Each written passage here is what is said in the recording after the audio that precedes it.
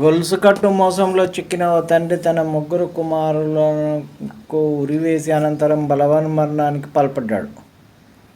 పెట్టుబడులకు రెండింతలు లాభం ఇప్పిస్తానంటూ ఓ సంస్థ విసిరిన వలకు చిక్కి తనతో పాటు వందల మందితో పెట్టుబడులు పెట్టించి మోసపోయాడు.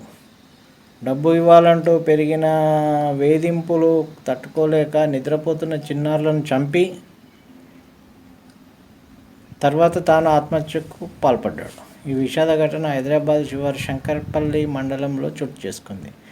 మోకిలా పోలీసులు స్థానికులు తెలిపిన వివరాల ప్రకారం రంగారెడ్డి జిల్లా మోకిలా పోలీస్ స్టేషన్ పరిధి టంగుటూరు గ్రామానికి చెందిన నీరెటి రవి ప్రైవేటు ఉద్యోగి. 14 ఏళ్ల క్రితం శ్రీలతతో వివాహమైంది. వీరికి సాయి కిరణ్, మోహిత్ కుమార్, ఉదయ్ కిరణ్లు ముగ్గురు సంతానం. ఉద్యోగంలో భాగంగా 2 ఏళ్ల క్రితం అతను ఆంధ్రప్రదేశ్లోని గుంటూరుకు వెళ్ళాడు. అక్కడ GSN ఫౌండేషన్ ప్రతినిధి తిరుపతి రెడ్డితో రవికి పరిచయం ఏర్పడింది. తమ సంస్థలో పెట్టుబడులు పెడితే 2-3 రెట్ల లాభాలు ఇప్పిస్తానని, ₹1000 కడితే నిర్ణీత గడువు తర్వాత 3000, 1,00,000 కడితే 6 నెలల్లో 6 లక్షలు ఇస్తామని నమ్మించాడు. దీనికి ఆకర్షితుడైన రవి 2 ఏళ్ల క్రితం డబ్బు పెట్టక లాభాలు ఇచ్చారు. దాంతో సొంతంగా లక్షల్లో పెట్టుబడి పెట్టడమే కాకుండా టంగుటూరు, ఇతర గ్రామాల్లోని పలువురితో డబ్బు కట్టించాడు.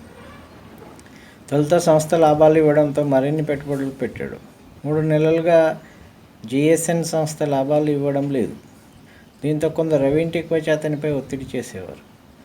దాంతో 15 రోజుల కిందట అతను టంగుటూరు నుంచి శంకర్పల్లికి నివాసం మార్చాడు. డబ్బు పెట్టుబడి వ్యవహారం విషయమై భార్య శ్రీలతతో రవికి శనివారం గొడవ జరిగింది. దీంతో బలవన్మరణానికి పాల్పడాలని అతను నిర్ణయించుకున్నాడు.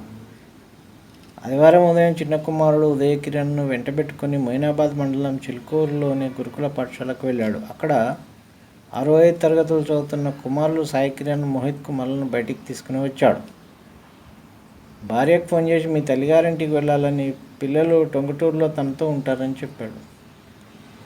రాత్రి 10:30కు ఫోన్ చేసి పుట్టింటికి వెళ్ళిన భార్యతో మాట్లాడాడు. అర్ధరాత్రి కుమారులు నిద్రపోతున్న సమయంలో పడుకున్న చోటే తాడుతో మెడకు ఉరి బిగించి చంపాడు. తర్వాత తాను నిర్మిస్తున్న ఫంక్షన్ హాల్ వద్దకు వెళ్ళి రేకుల షెడ్డులో ఉరేసుకొని చనిపోయాడు. ఘటనా స్థలాన్ని నార్సింగి ఏసీపీ రమణగౌడ్ సందర్శించి వివరాలు సేకరించారు. డబ్బులు చెల్లించిన వారి నుంచి ఒత్తిడి పెరగడంతో రవి తన కుమారులను చంపి ఆత్మహత్య పాల్పడ్డాడని, భార్య శ్రీలత చేసిన ఫిర్యాదు మేరకు కేసు నమోదు చేసుకున్నట్టు ఏసీపీ తెలిపారు. రవి ఇతర గ్రామస్తులు ₹2 కోట్ల వరకు GSN సంస్థకు చెల్లించారు. గతేడాది డిసెంబర్ నుంచి GSN ఫౌండేషన్ కార్యకలాపాలను నిలిపివేసినట్టు సమాచారం. గ్రామస్తులు డబ్బు ఇవ్వాలని అడుగుతున్న సమయంలోనే టంగుటూరు శివారులో రవి ఫంక్షన్ హాల్ నిర్మాణం చేపట్టాడు.